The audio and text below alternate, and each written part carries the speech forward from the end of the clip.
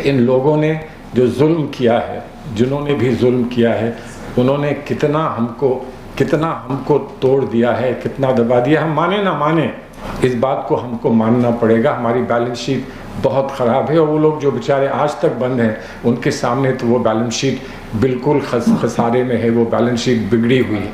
और बुनियादी सवाल ये है कि लड़ाई है, एक जंग है, इस जंग में हम सब मुब्तला हैं, हम लोग सब इस जंग को लड़ रहे हैं, कुछ ज़्यादा कुछ कम, कहीं ना कहीं हम जितना कर सकते हैं वो हम कर रहे हैं।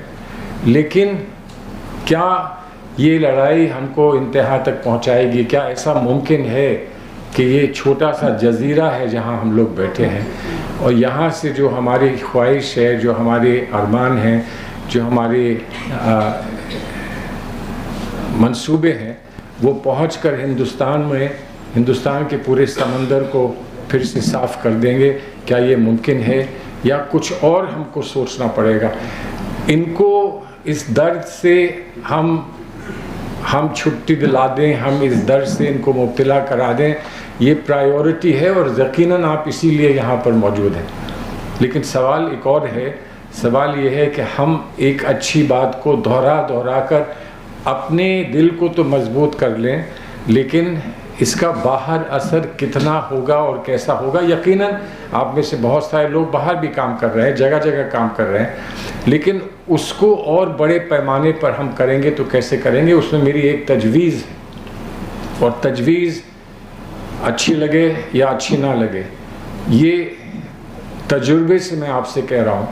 मेरे थोड़ा तजुर्बा मुझे जामिया में जब प्रोटेस्ट चल रहा था, जामिया के बच्चे और जामिया की ख़वातीन निकल कर रोज़ रात बैठती थी, उनके बीच में जाकर शाहीन बाग में कई दफ़ा जाकर, शाहीन बाग के अलावा और कई जगह जाके जो वहाँ पर एहसास हुआ और उसके तजुर्बे को आपके सामने रखना चाह रहा हूँ कि हमें एक नई गुफ्तगू इस मुल्क में छेड़नी पड़ेगी। हम जो ज़बान बोलते हैं वो हमें आपस में समझ में आती है, लेकिन बाहर बहुत सारे लोग हैं जो हमारी ज़बान नहीं समझ रहे हैं, हमारी ज़बान नहीं समझ रहे हैं। उस ज़बान को समझाने के लिए हम जो अक़लियत का दर्द है उसमें हम दलितों को, महिलाओं को, सबको जोड़ने की कोशिश करते हैं, ताकि ऐसा ना लगे कि हम सिर्फ सिलेक्टिवली ही किसी की शिकायत कर रहे हैं, किसी बात की शिकायत कर रहे हैं। ऐसा ना लगे और लगना भी नहीं चाहिए। और औरों की भी शिकायतें हैं, सिर्फ अक़लियत की शिकायत नहीं है, औरों की भी शिकायतें हैं। लेकिन हमको क्या वो वोकैबुलरी समझ में आई है और हमें वो गुफ्तगू का अंदाज़ समझ में आया है जिससे हम दूसरों को परसुएड कर सकें? दूसरों को परसुएड कैसे करेंगे? बिकॉज़ ये एक सिविलाइजेशनल कॉन्वर्सेशन इस मुल्क में ज़रूरी है।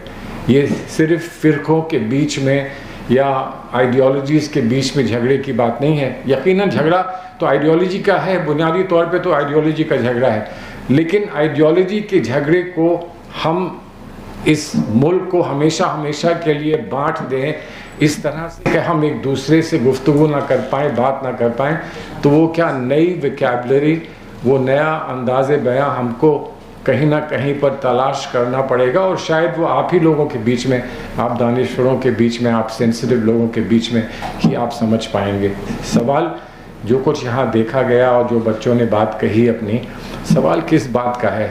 सवाल इस बात का है कि नीयत क्या है, उन लोगों की नीयत क्या है जिनसे हमें शिकायत है आज। और नीयत के अलावा उनको एहसास है कि नहीं है, ये एक सवाल है। हसास है कि नहीं है, ये एक सवाल है। कितनी सेंसिटिविटी उनमें है और कितनी नीयत उनकी है, उनका इंटेंट क्या था? क्या इस बात को हम कह पाएंगे? जो लोग गांधी पर बहुत काम कर चुके हैं, गांधी की राह पर चल चुके हैं, यकीनन उनको ये अनुभव और उनको ये एक्सपीरियंस रहा है कि गांधी अपने से मुख्तलिफ लोगों को, जो उनको अपोज भी करते थे, उनके साथ किस तरह से कॉन्वर्सेशन किया करते थे। और इसीलिए गांधी जी हम सब के लिए और इस मुल्क के लिए और ह्यूमैनिटी के लिए कितने कामयाब हुए इस मुल्क में। तो क्या वो रास्ता है? गांधी का रास्ता सिर्फ नॉन वायलेंस का रास्ता नहीं है, हमने उसको नॉन वायलेंस तक बना के छोड़ दिया है।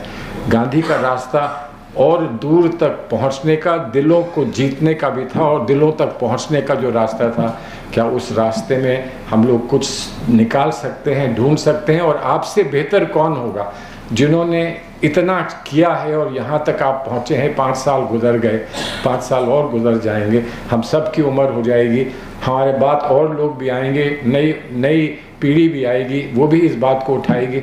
लेकिन एक बात मानिए कि इन लोगों ने जो जुल्म किया है, जिन्होंने भी जुल्म किया है, उन्होंने कितना हमको तोड़ दिया है, कितना दबा दिया। हम माने ना माने, लेकिन हमें कितना साहस बचा है और कितनी हिम्मत बची है कि हम कभी एक और कोई प्रोग्राम निकाल कर और एक बड़ा प्रोटेस्ट और एक एजिटेशन किसी के लिए निकाल के करें। जो लोगों ने किया, हमारे बाद किया, फार्मर्स ने किया, वो कामयाब रहे। उनको जब वो रिफ्लेक्ट करते होंगे कि हमने क्या पाया, क्या खोया, तो यकीनन उनका जो बैलेंस शीट है वो हमारी बैलेंस शीट से बेहतर है। हमारी बैलेंस शीट अच्छी नहीं है, इस बात को हमको मानना पड़ेगा। हमारी बैलेंस शीट बहुत ख़राब है और वो लोग जो बेचारे आज तक बंद हैं, उनके सामने तो वो बैलेंस शीट बिल्कुल खसारे में है, वो बैलेंस शीट बिगड़ी हुई है। वो बैलेंस शीट कैसे ठीक होगी, इस पर गुफ्तगू एक दिन करें। ये जो आपने आज किया है, इसके लिए निहायत शुक्रिया कि आपने मुझे इससे अपने आप को जोड़ने का मौका दिया। आप सब लोगों के सामने यहाँ पर आने का मौका मिला।